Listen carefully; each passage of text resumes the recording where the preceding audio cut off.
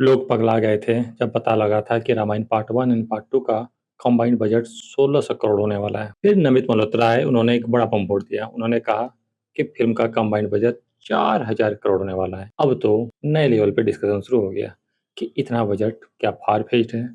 क्या उन्होंने सिर्फ मार्केटिंग गिमिक के लिए इसका यूज किया या फिर सच में ये बजट है? और अगर है तो बॉक्स ऑफिस पुल वो कितना देख रहे हैं? Billion dollar? क्या बिलियन डॉलर बॉक्स ऑफिस पुल देख रहे हैं तो क्या कमा भी लेगी? अब देखो, नमित मल्होत्रा 4000 करोड़ का जो बजट बता रहे हैं वो गया कहाँ? 4000 करोड़ कहाँ वो स्पेंड किए?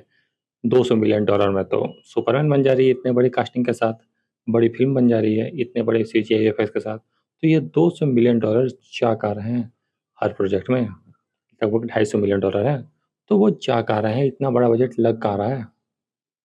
इस बात को समझने के लिए पहले ये समझो कि फिल्म का बजट लगता है किस किस चीज़ पे। सीजीआई, वीएफएक्स, कहाँ शूट हो रहा है, और कास्टिंग। सबसे बड़ा कास्टिंग में बजट जाता है, और सीजीआई वीएफएक्स में जा रहा है जो इसमें है, स्टंटिंग में भी जाता है। अब ये सारी चीज़ों को ऐड करो तब आपको दिखेगा बजट। इसमें रणबीर कपूर है, साई पल्लवी है, सन्नी देओल है, यश है, लारा दत्ता है। मीन हर एक कास्ट के लिए बिग नेम को कास्ट किया गया है। ऑन कैमरा भी, ऑफ कैमरा भी। हांस चमर आ रहे हैं, नितेश तिवारी आ रही है, रणबीर कपूर आ रहे हैं। Mean on camera, of camera काफ़ी बड़ी कास्टिंग है। ऐसा नहीं है कि कहीं पे भी कोई कमी रखा गया है। तो अगर जब ऑन कैमरा, ऑफ कैमरा इतना बड़ा कास्टिंग आ रहा है, उन सब का एक बजट होगा, उन सब ने पैसा लिया होगा, तो वो एक बड़ा बजट तो वहाँ गया ही होगा। तो हो सकता है कि वो बड़ा बजट जाने के कारण फ़िल्म का बजट इतना बढ़ा है। दूसरी बात, फ़िल्म में कई सारे ऐसे हैं जो पैसा नहीं ले रहे हैं, वो एज़ ए प्रोड्यूसर जुड़े हुए हैं। लाइक यस, वो एज़ ए प्रोड्यूसर जुड़े हुए हैं तो उनका पैसा तो कट ही कर दो, उन्होंने पैसा लिया होगा। नीतीश तिवारी वो भी एज़ ए प्रोड्यूसर जुड़े हुए हैं तो उन्होंने भी पैसा नहीं लिया है। दूसरा, नमित मल्होत्रा तो खुद प्रोड्यूस कर ही रहे हैं, ज़्यादा पैसा उन्हीं का लग रहा है। तो ये सारे जो लोग हैं मिल के, ये लोग पैसा नहीं ले रहे हैं। बाकी इधर जो अदर कास्टिंग बचती है, वो लोग पैसा ले रहे हैं। जो ऑफ कैमरा कास्टिंग बच रहा है, वो लोग पैसा ले रहे हैं। दूसरा जा रहा है सीजीआई एंड वीएफएक्स। कई बिग बजट फ़िल्में अपने CGI, VFX and action department, इन सब में 100 मिलियन डॉलर का बजट खर्च करती है। और कई बार डीएनएज ने भी कई ऐसे प्रोजेक्ट बनाया है जिसका बजट 100 मिलियन डॉलर है, सिर्फ सीजीआई वीएफएक्स। लगभग इतना तो ज़रूर है। अगर इतना बड़ा बजट सीजीआई, वीएफएक्स और अदर चीज़ों में जा रहा है, तो बहुत पॉसिबल है रामायण का भी बजट इतना गया होगा हर पार्ट का। सीजीआई, वीएफएक्स रामायण पार्ट 1 का 100 मिलियन डॉलर, पार्ट 2 का 100 मिलियन डॉलर, तो 200 मिलियन डॉलर तो यहीं आ गए।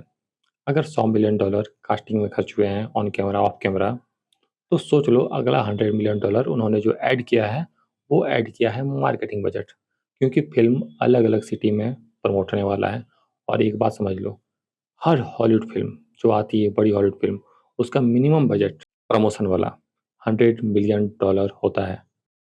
कि वो बॉक्स ऑफिस पुल कितना देख रहे हैं? Billion dollar? क्या ये फ़िल्म बिलियन डॉलर कमाने का कैपेबिलिटी रखता है दोनों पार्ट मिला के? तो जवाब है यस। आदिपुरुष जब आ रही थी, अगर वो आदिपुरुष इतनी बुरी फ़िल्म नहीं होती, तो वो हिंदी में भी कमाती, साउथ में भी कमाती। और दोनों पार्ट मिला के, दोनों अगर पार्ट मिला के कंबाइंड कलेक्शन देखो, सिर्फ इंडिया में एक फिल्म का, रामायण जैसी फिल्म का, जिसको रामायण जो हमारे हिस्टोरिकल इवेंट है उस पे फिल्म बन रही है, आराम से सिर्फ इंडिया में 500 मिलियन डॉलर कमा सकता है अगर फिल्म अच्छी बनी तो। ऑडियंस को कनेक्ट कर गई, ऑडियंस बार बार देखने जाएगी, इवन अपने फैमिली के साथ जाएगी, दोस्तों के साथ जाएगी, और वो एक से ज़्यादा बार जोर देखेंगे। तो अगर रामायण पार्ट 1 एंड पार्ट 2 आ रहा है 400 मिलियन डॉलर बजट के साथ, तो वो इंडिया में ही 400 मिलियन डॉलर कमा सकती है अगर वो सब कुछ सही रखे तो।